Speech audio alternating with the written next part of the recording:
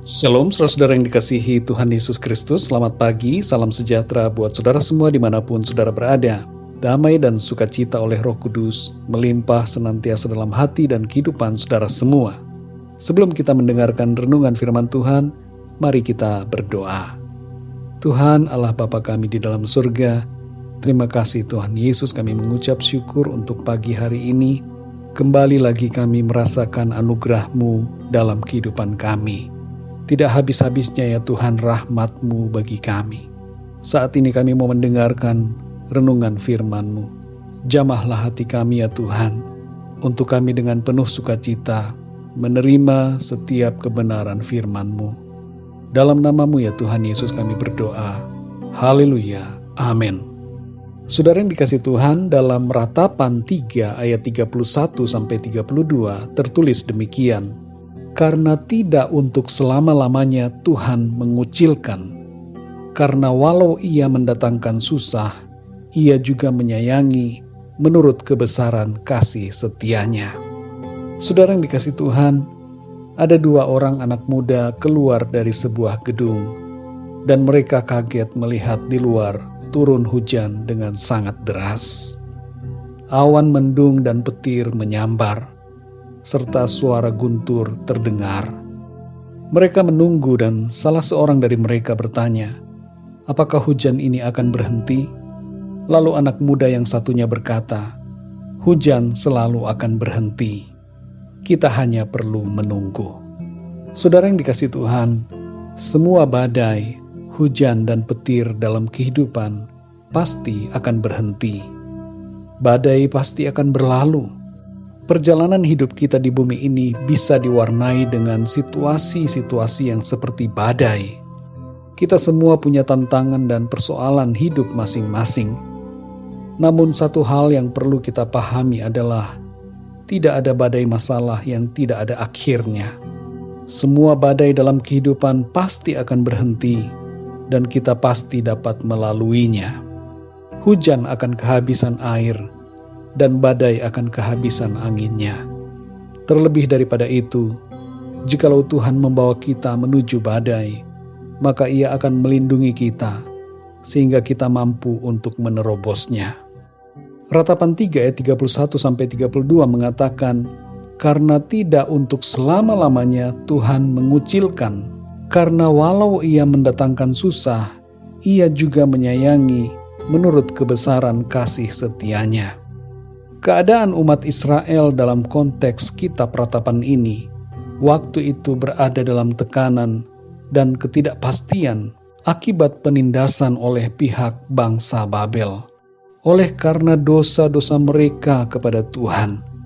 Tapi firman Tuhan datang kepada Nabi Yeremia, mengatakan bahwa tidak selamanya Ia mengucilkan, namun sebaliknya Tuhan akan menyayangi mereka menurut kebesaran kasih setianya. Saudara yang dikasihi Tuhan, ayat ini punya makna yang luar biasa bagi kita. Dalam keadaan yang sulit, dalam kesusahan yang kita alami, ketahuilah Tuhan menyayangi kita, saudara. Tuhan menghendaki agar kita hidup dalam damai sejahteranya dan rencananya yang indah bagi kita. Situasi dan keadaan pandemi sekarang ini yang membuat banyak orang menjadi terkucilkan dan mengalami persoalan bukanlah tanpa suatu akhir. Keadaan ini pasti akan berlalu, saudara. Tuhan akan menolong dan memulihkan keadaan kita, sebab Tuhan menyayangi kita menurut kebesaran kasih setianya. Sekali lagi, saudara, kita perlu pahami bahwa bukan rancangan Tuhan untuk mendatangkan kecelakaan bagi kita. Rancangan Tuhan adalah rancangan damai sejahtera untuk memberikan kepada kita hari depan yang penuh dengan harapan. Firman Tuhan dalam Yeremia 29 ayat 11 mengatakan, sebab aku ini mengetahui rancangan-rancangan apa yang ada padaku mengenai kamu. Demikianlah firman Tuhan, yaitu rancangan damai sejahtera dan bukan rancangan kecelakaan, untuk memberikan kepadamu hari depan yang penuh harapan. Saudara yang dikasihi Tuhan, bagaimanakah sikap kita dalam situasi persoalan seperti yang terjadi sekarang ini? Yang pertama, saudara, ambillah sikap untuk menunggu sampai badai persoalan ini berlalu, dengan senantiasa berharap dan beriman kepada Tuhan. Yang kedua, saudara, jangan kehilangan kesabaran dan emosi di saat mengalami badai hidup, tapi kuasailah diri kita dan ucapkanlah syukur.